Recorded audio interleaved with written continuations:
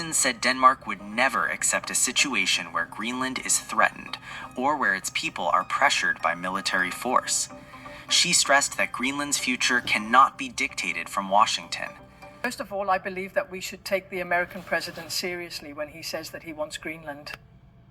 But I also want to make it clear that if the USA chooses to attack another NATO country militarily, then everything stops, including our NATO membership, and thus the security that has been established since the end of World War II. I'm doing everything I can to prevent that.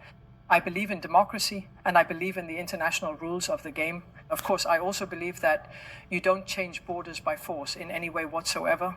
That is not only the position of Denmark and the Danish realm. Fortunately, it is also Europe's position, and that's why I also hope people notice the once again strong European support we are receiving. I agree that it is important to have security, peace and safety in the Arctic region. That's one of the reasons why we are part of NATO. Greenland is also a member of NATO.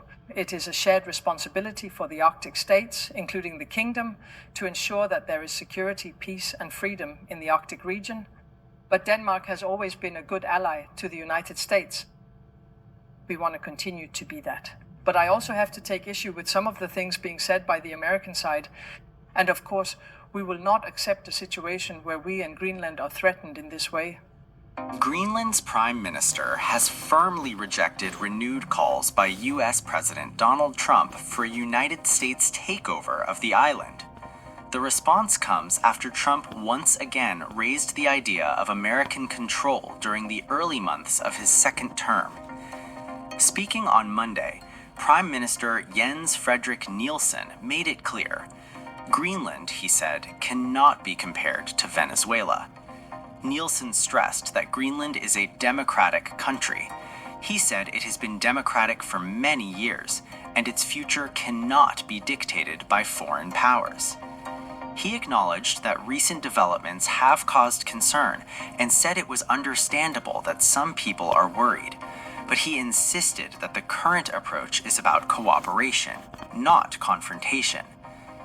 Nielsen said Greenland is working to reinforce its relationship with the United States. He described efforts to re-establish the good cooperation that previously existed between the two sides, calling it a process of rebuilding trust. The Prime Minister was blunt on one point. He said the circumstances are not such that the United States could simply conquer Greenland. Donald Trump, however, has shown no sign of retreat. He repeatedly raised the idea of U.S. jurisdiction over Greenland during his presidential transition.